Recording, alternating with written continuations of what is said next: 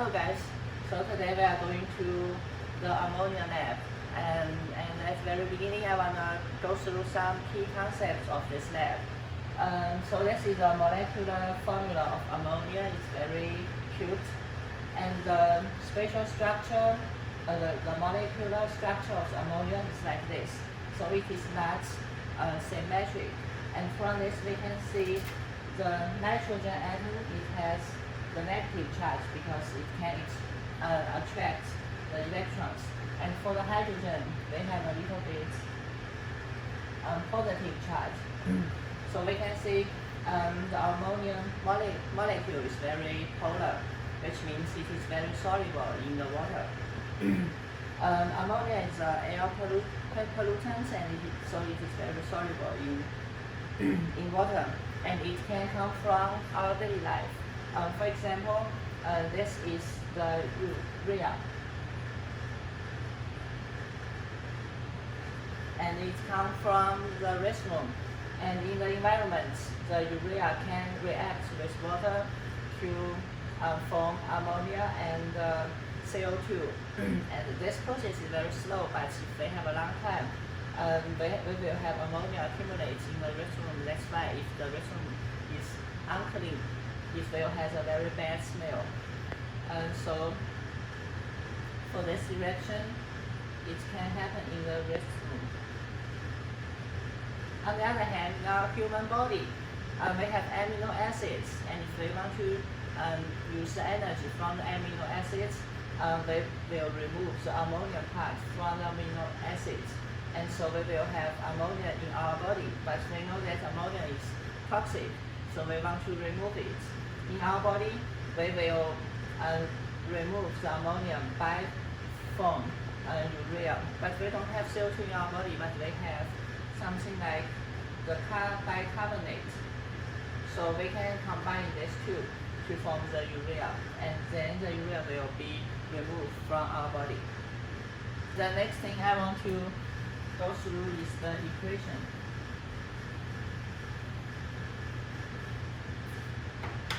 So can you guys in the lab protocol, page number 4, and look at equation 7. For this equation, we have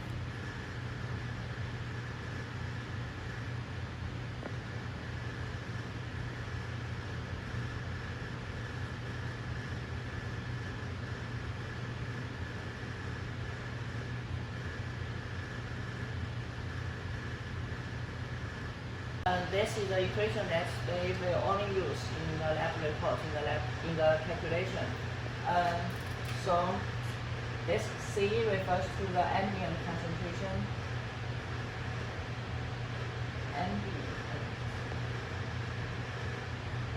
Ambient air concentration of ammonia, and the unit. So this is of ammonia, and the unit is microgram per cubic meter.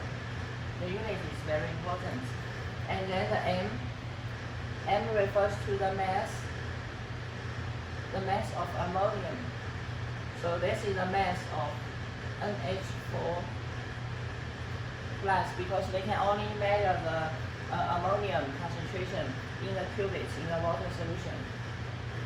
And the T refers to the exposure time. And the unit is minutes. That's hour. And we also have some constants in this equation.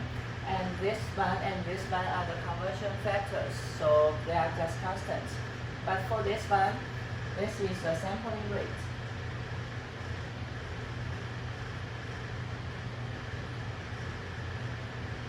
Sampling rate of our sampler. And this is a function of like humidity and temperature and some other factors. So if we put our sampling in the different environments, the sampling rates will change, and then the ammonia that's collected by the sampler will also change. So do you have questions? No, everything clear. Thank Okay, you. that's good. And then the next thing is the sampler.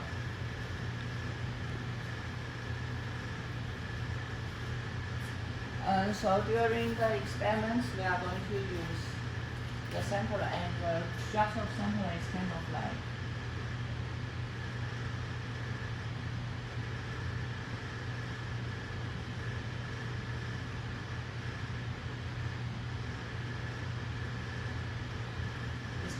this, and we have the cartridge inside this sampler.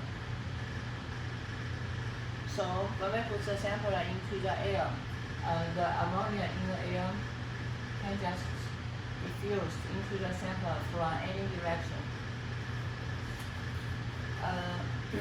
It should be noted that this sampler only collects non-particulate ammonia, and it starts collecting the ammonia in the air as soon as exposed to the air. So inside this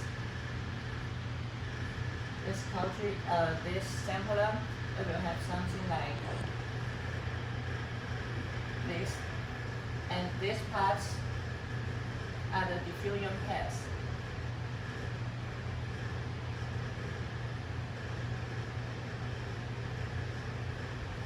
So the ammonia can just go through this diffusion pads to the cartridge here, and this part can absorb ammonia in the air.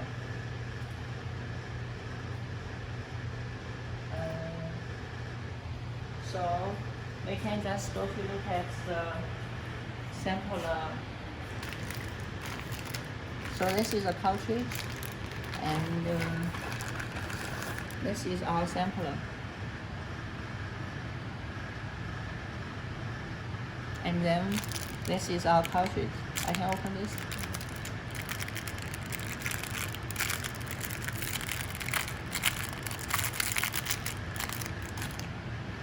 And then we put this inside this. You want to put it now? Or I can put this to here first. Oh, yeah. And then this is a plate, and by having this plate, we can hang this to some place, and then we can just screw it this to here. So we can have our sampler here. So in the experiment, we are going to put this cartridge inside the sampler. So open this. Yeah. Oops. Put this. Yeah. I think it is on this side.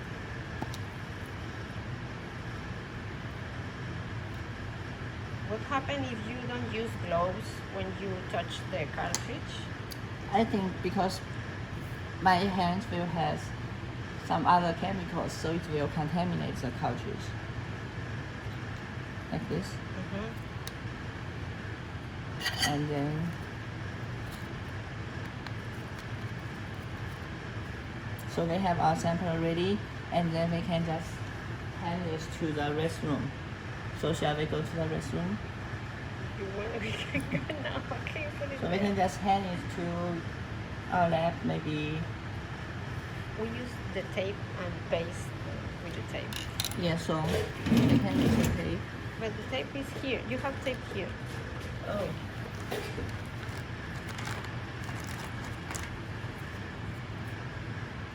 So we can use the tape.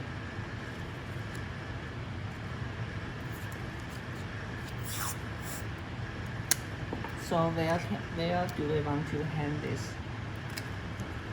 We can just You can put it here. Yeah. So we can measure the concentration of ammonia in our lab. Okay. I think yeah. So what happens is we put this in the restroom and someone touch it. That is bad. So we need to write, don't touch.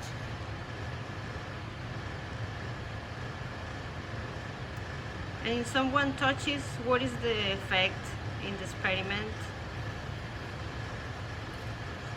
I think it depends on if that person wear gloves or not. But I think usually in the restaurant, people will wear gloves. so they will contaminate our sample. So now it is after 10 hours. It's very 24. long time. Oh, 24 hours. It's a very long time. And then we can just take this out and remove the tapes from the resume. And then get our sampler. Oops. Okay. And after some efforts, finally I get it out. And then we can just put it here. And then we put the sampler into here. And then we add 10 ml of DI water.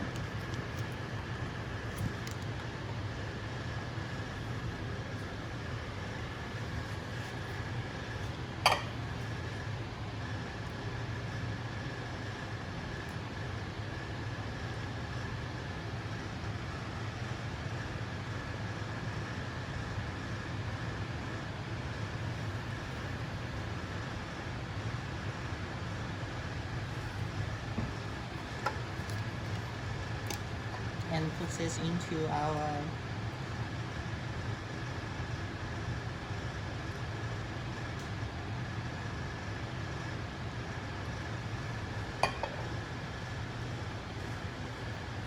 and the next step is to vortex it for 1 minute.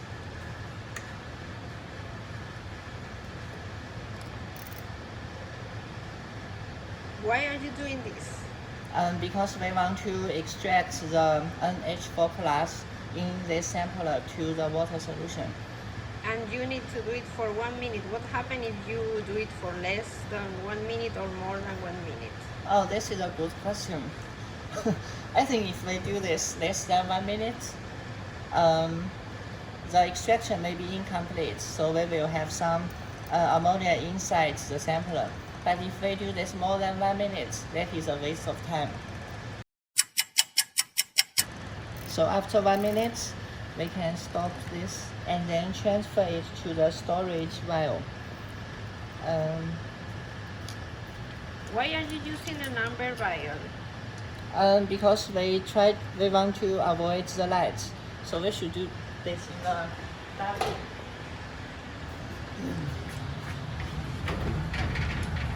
This dark. And what happens if you have light? I think the light will have some influence on the chemicals. Okay.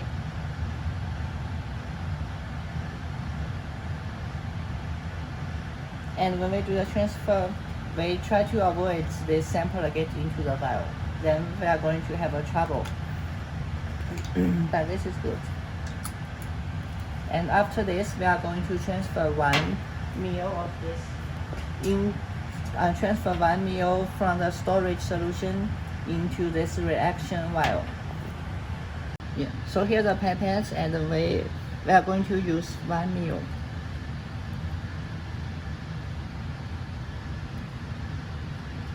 It's good. And then this is storage and this reaction.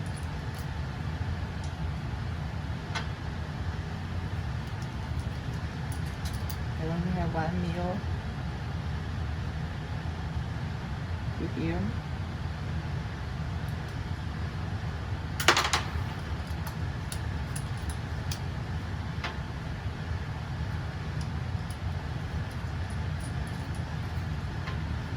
And after this step, we are going to add different solutions into this reaction vial.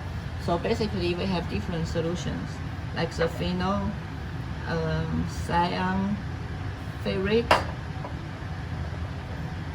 oxidizing solution, and the buffer solution. But at first, we need to add the buffer solution. So we are going to add buffer solution to our reaction. Oops. So are you using this small pipette to do this? How many mils of... This is 1 ml. I can do it 5 times. Are you sure you want to do it 5 times? Or maybe no, it will introduce a lot of error. So I will find a 5 ml pipette. Now this is a 5 ml pipette, and I can make it into 5 ml. 5 ml, good. And then we can add buffer solution.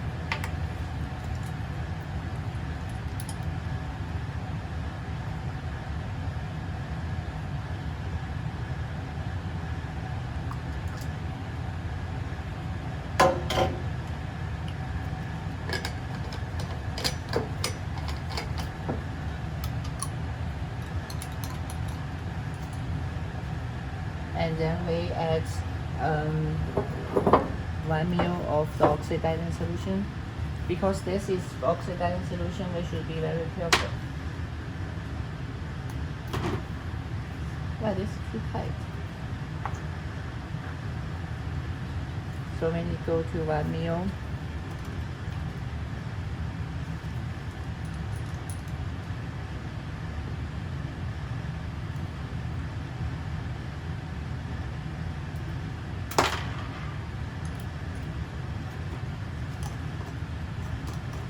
and 0.4 of this one. So we need to adjust the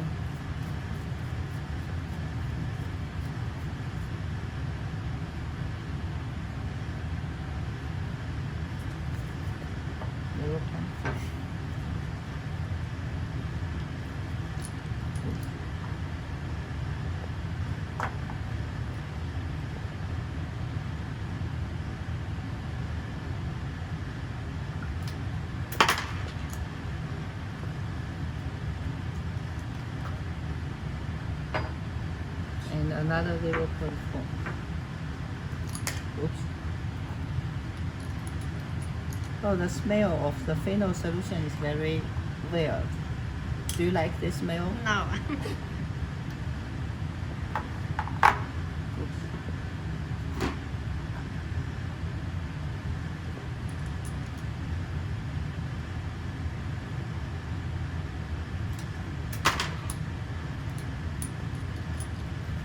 So for the phenol solution, we should be very careful because if the phenol exposed to air for a long time, it will become pink because it will be easily oxidized in the air.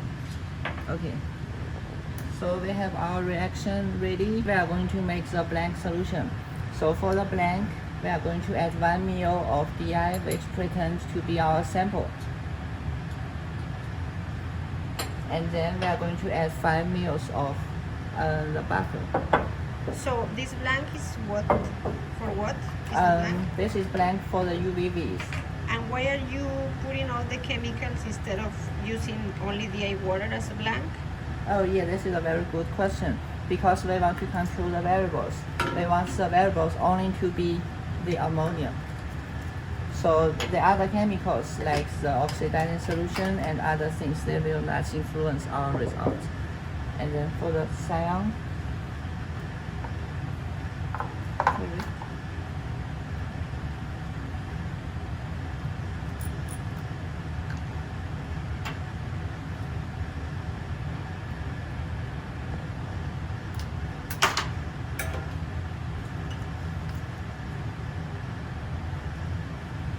and phenol 0.4.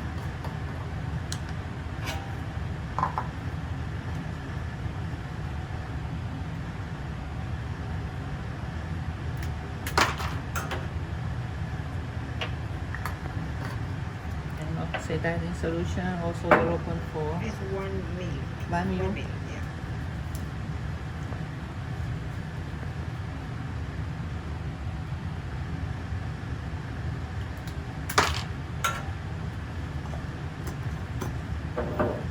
And after that, we are going to put this for the reaction for 1 hour.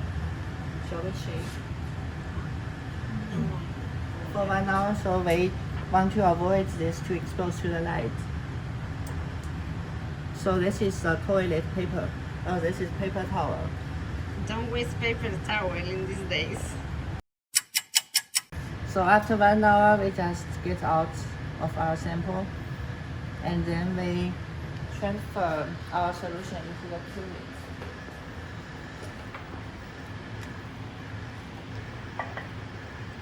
So for the blank,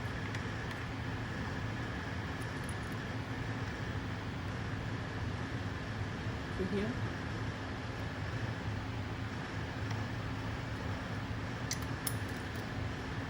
And for the reaction solution,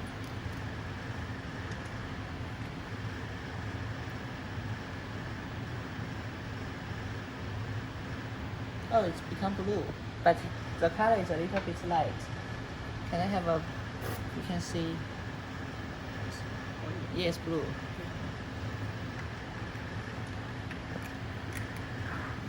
And then we go to the DVD.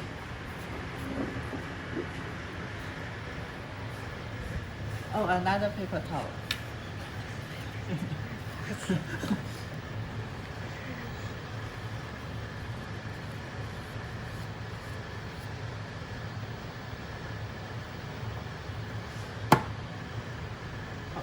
Blank.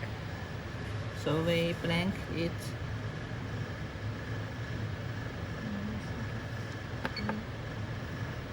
Yep, that blank. Blank? No, not here. Okay, now it's already blanked. And then we are going to measure our sample. Yeah, right here.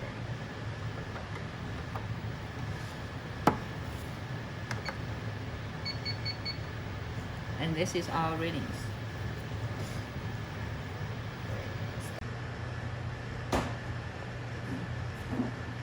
So we have our sample, and then we are going to talk about the calibration curve.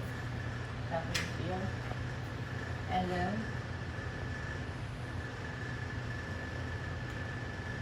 the TA will prepare the calibration curve, and the data will be provided. So basically, we will have something like 0.1, 0.2, 0.5, 0.8, and 1. And this is X, the unit is ppm. ppm of ammonia. And this is Y, and this is ABS.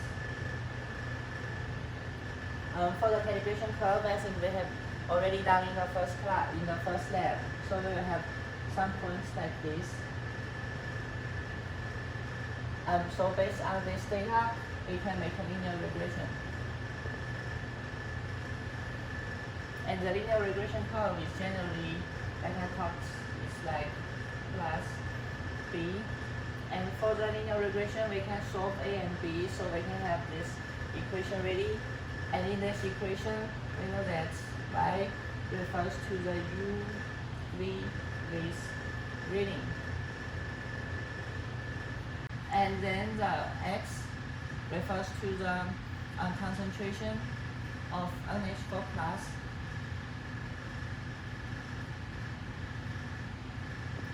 in the cuvettes or in our sample.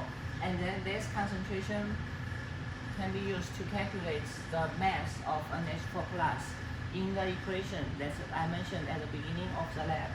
So this M equals to the concentration times the volume. And for this volume, we should take special care because this volume is not the volume in the cuvettes. This is the volume in our reaction vial. On the other hand, we are going to have two calibration curves. One is the setting like this, and another one, 1 ppm, 2, 5, 8, and 10. So we are going to have two sets of calibration curves. Why we have two sets of calibration curves? Because we want to make our calibration curve more accurate. And that's it.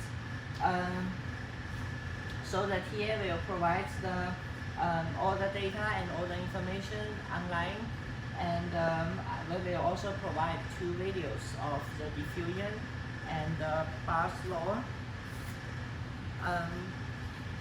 So if you guys are interested, you can look at these two videos, and these two videos are helpful for the lab report.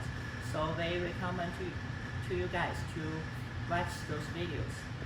So I think that's it for today. Thanks.